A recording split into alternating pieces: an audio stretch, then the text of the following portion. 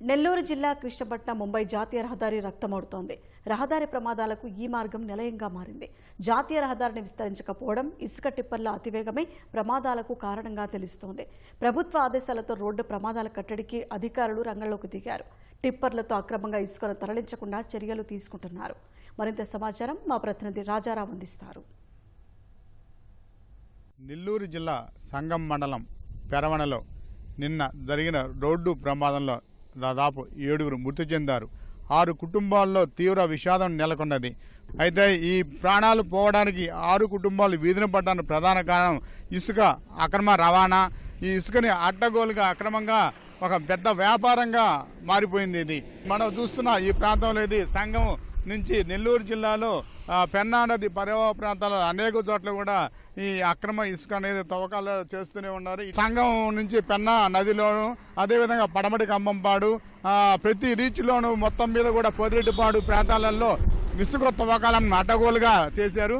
అందులో సాధారణంగా ఈ టిప్పర్లలో 18 నుంచి 20 టన్నులు మాత్రమే ఇసుకని లోడ్ చేయాలనేది కూడా ఒకటి ఉంది.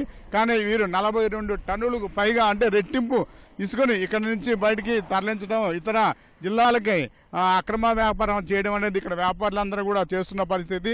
అనేక సార్లు కూడా మైనింగ్ అధికారులకి జిల్లా ఎస్పీ, జిల్లా కలెక్టర్లు కూడా స్థానికులు ఫిర్యాదు చేసినప్పుడు కూడా అధికారులు కూడా స్పందించిన దాఖలాలు లేవు. అందులోనూ ఈ ఇసుక టిప్పర్లు వచ్చే ప్రాంతం అంతా కూడా ముంబై రహదారి. ఈ ముంబై రహదారి కూడా ఇది 4 రోడ్లు లేకపోవడంతో ఇది రోడ్డు కూడా చాలా అనేక చోట్ల మలుపులు కూడా ఉంది. ఇది ఈ ఆత్మకూరు ప్రాంతాలలో జరుగుతున్న రోడ్డు ప్రమాదాలకు ప్రధాన కారణం ఈ మలుపులతో పాటు హైవే విస్తరణ లేకపోవడం. ఈ లారీలు కూడా అతివేగం వల్ల కూడా ఈ ప్రమాదాలు జరుగుతున్నాయని గత 3 సంవత్సరాలు చూసుకుంటే 200 మంది మృతి చెందిన సంఘటనలు ఈ రోడ్డు ప్రమాదాలు అనేవి ఉన్నవి. ఇది ప్రధానంగా 50 కిలోమీటర్లు ఇది యాక్సిడెంట్ ప్రో జోన్ గా కూడా గుర్తించారు. ఈ గత 2 నెలల క్రితం 3 సంఘటనల్లో మృతి చెందారు.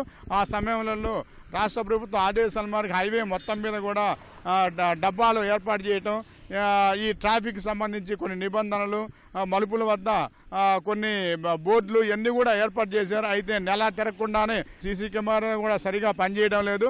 జిల్లా పోలీస్ వ్యవస్థ కూడా ఇక్కడ సరైన చర్యలు తీసుకోవడంలో కూడా వైఫల్యం చెందింది. అయితే నిన్న జరిగిన ఈ 6 మృతి చెందిన సంఘటనతో ఒకసారిగా జిల్లా అధికారులు అందరూ కూడా ఉలిక్కిపడ్డారు. ముఖ్యమంత్రి ఆదేశాలతో ప్రత్యేకంగా కొత్తగా వచ్చిన కలెక్టర్, ఎస్పీ వీరు ప్రత్యేకంగా ఈ ప్రాంతాలన్నింటినీ కూడా పరిశీలించి ఎలాంటి చర్యలు తీసుకోవాలనేది ఆదేశాలు ఇవ్వడంతో రాత్రి నుంచి కూడా ఇసుక ఈ స్టాక్ పాయింట్ల వద్ద లారీలన్నీ కూడా ఖాళీ అయిపోయినాయి. ఆ ఇసుక రవాణాను కూడా అక్రమంగా చేస్తున్న ఈ లారీలన్నింటినీ కూడా బయటకు పంపించారు. ఇప్పుడు మనం చూస్తున్న ఇది ఇసుక స్టాక్ పాయింట్. ఇది సంగం వద్ద రోడ్డు పక్కనే ఉంటుంది ఇసుక స్టాక్ పాయింట్.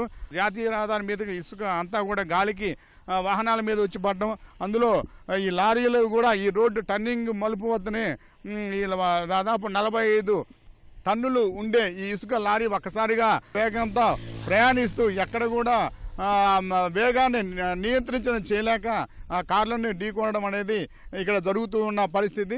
ఈ పరిస్థితులన్నిటి మీద కూడా మైనింగ్ అధికారులు, జిల్లా కలెక్టర్, ఎస్పీ వీళ్ళందరూ కూడా సమీక్ష జరుపుతున్నారు. దీని మీద ఎలాంటి చర్యలు తీసుకోవాలా, గతంలో ఇసుక టిప్పర్లు ఎంత హెవీ లోడ్తో ఎలా వెళ్ళాయి అనేది కూడా సీసీ కెమెరాల ద్వారా కూడా పర్యవేక్షణ చేస్తున్నారు. నెల్లూరు నగరంలో నుంచి అనుమతులు లేకుండా కూడా లారీలు తరలిపోవడం, వీటన్నిటి మీద కూడా సమీక్ష చేసి వీటి నియంత్రణకు ప్రత్యేక చర్యలు చేపట్టడం కూడా. అందులోనూ నిన్న జరిగిన ఇసుక టిప్పర్ ఢీకొన్న సంఘటనలో అది ప్రధానంగా ఒక రవీంద్ర రెడ్డి అనే ఒక ఇసుక కాంట్రాక్టర్ సంబంధించిన టిప్పర్ అది. దాని మీద కూడా విచారణ అనేది కొనసాగుతుంది. సంఘం నుంచి కెమెరామెన్ హరీష్ బాబుతో రాజారావు, ఈటీవీ న్యూస్.